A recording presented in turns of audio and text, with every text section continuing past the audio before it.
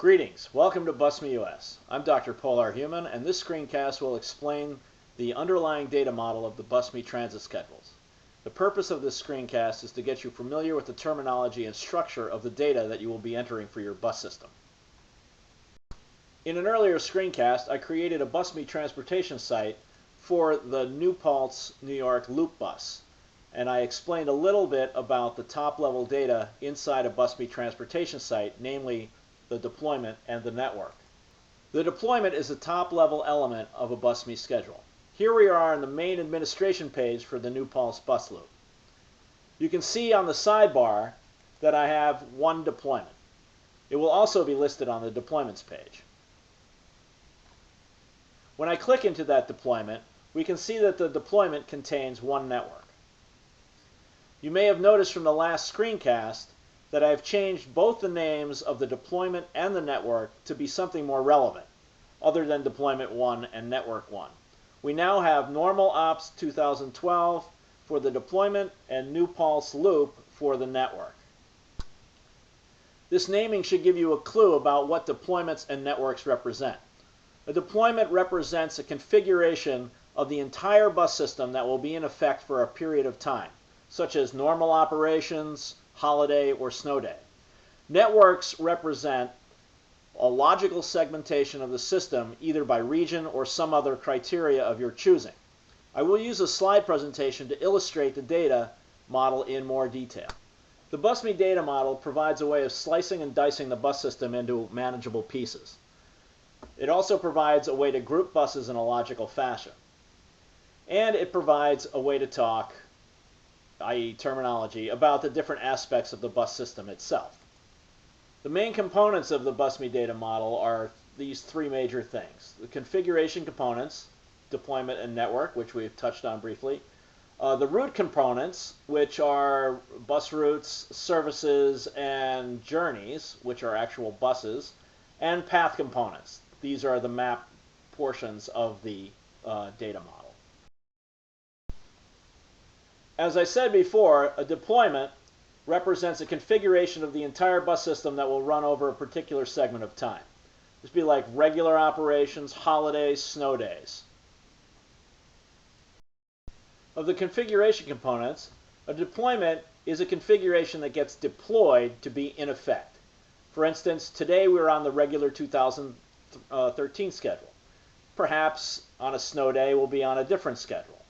It also may contain a configuration that's in progress. Say you're working on the regular operations for 2014. Deployment consists of one or more networks. Networks represent logical regions of the bus system.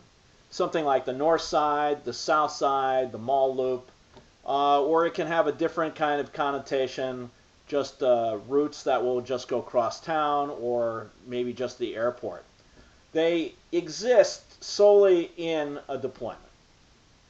In the Busme data model, as we've said before, a deployment is actually made up of one or more networks. Deployments represent configurations that will run at a specific time. So this is like normal operations for 2013, holiday operations, snow day operations. So networks can be contained in these things to be something like the north side, the south side, or the mall loop. Networks, on the other hand, represent a logical region of a deployment, which is a collection of routes. They can be divided by many different ways. By region, something like north side as we've seen before, and south side, or by direction, maybe the uptown bound routes, the downtown bound routes. It's up to you. It could be brown, blue, or red, or anything that your little heart desires. The only major constraint is that no two networks inside a deployment may contain the same route.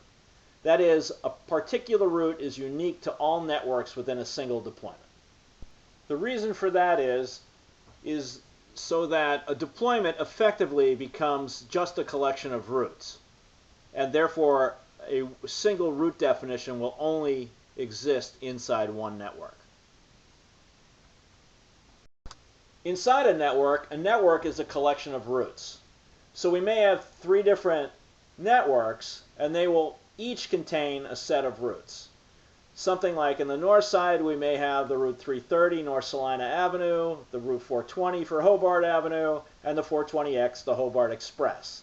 These would be 2 different routes. The components of a route are basically the name of the particular bus line and the route code, and it has services and journeys. Services and journeys go hand in hand with each other. Services contain the calendar dates and other constraints that dictate the operation of our particular route and the journeys within that route. The journeys are the actual vehicles that are on a particular path for a particular route. For instance, you might have the Route 334 Mall via Main Street, and it's the bus that leaves at 10:10 a.m. You might also have the Route 540 Airport that leaves at 2100 hours. So to look inside a route, we may have 3 different routes here. One route would have a set of services, the start and end dates of the operations. Another constraint would be the direction of the route, outbound, inbound, round trip, and the days it operates. And there might be another service. And these services group together journeys. So there might be several journeys associated with this service, and these journeys all belong to this route in a transitive fashion. Likewise, we may have a set of other journeys associated with another service. These journeys contain the display name and the start time of the vehicle. This might be the name that is actually on the bus when it's actually inbound heading towards the city. Components of a path consist of stop points, and stop points are locations, bus stops, and what we might call timing points. These are what you see A, B, C, and E on this path here. These are basically either bus stops or they're just points where you think the bus is going to be at a particular time. Timing links are the actual paths between 2 stop points or timing points, and they also carry the duration of the travel. A path is just basically a directional route between a sequence of stop points, most likely just from and to. So in conclusion, we have the Busme data model. At the very top level, you can see we have the deployment. The deployment contains networks, and in turn, networks contain routes. The routes contain services which are associated with particular journeys, and the journeys contain a path with a bunch of stop points or in a sequence.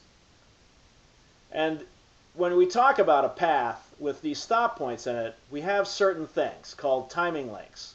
And these are just merely the link between 2 stop points, and they hold information such as the amount of time it takes to get from one stop point to another, and also the directional path. Now that we have a logical overview of the Busme data model, we can explore our system. Now I've taken the liberty to have already defined the bus routes from the New Pulse system. The New Pulse route consists of this map. And we can see that there is a route from 1, 2, 3, 4, 5, 6, going on around this loop all the way back to number 1 again. There are actually 2 routes on this bus. We can see by the dotted line here that this only runs on the hourly fashion.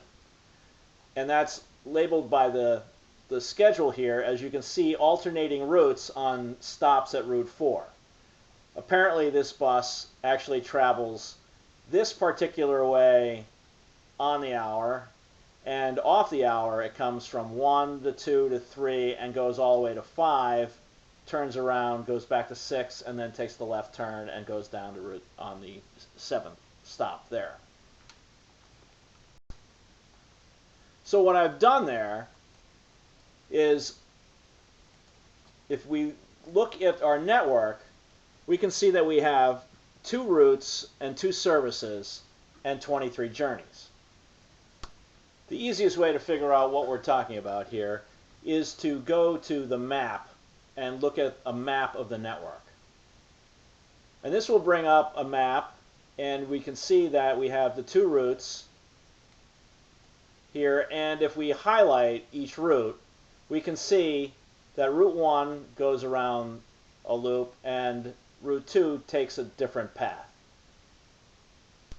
When we click into a particular route on the map here, we can see that the route is made up of this particular service that was associated with that line and all the journeys that happen to be on this route for this particular service. If we look at a particular journey, we can see that it has a display name, the days it's operating, what directions it's in, what time it departs, what time the trip ends, and how many links. So if there are 12 timing links, there should be 13 stop points on the service. So if we look at the map of this particular journey, we can see that we have the journey divided up into all of these timing links, which are being highlighted in red along the way. And those are where the stop points exist. And they can all be seen down here. You can see BOCES, Route 32, Old Kingston Road, Route 32 at North Front Street. And the duration is 2 minutes. So that's why it's called a timing link. Now there are links all over the place to navigate around your system. And it all just manages how you want to slice and dice and look at the same information, either via services, via routes, or via all the journeys. And you can examine any one of them on a particular map or in any particular grouping. Well, that's about it for dividing up our data model into all of these things. This was done prior, and we did not go over how we do this, but we will get into this at some point. We will examine actually planning our network in a future screencast.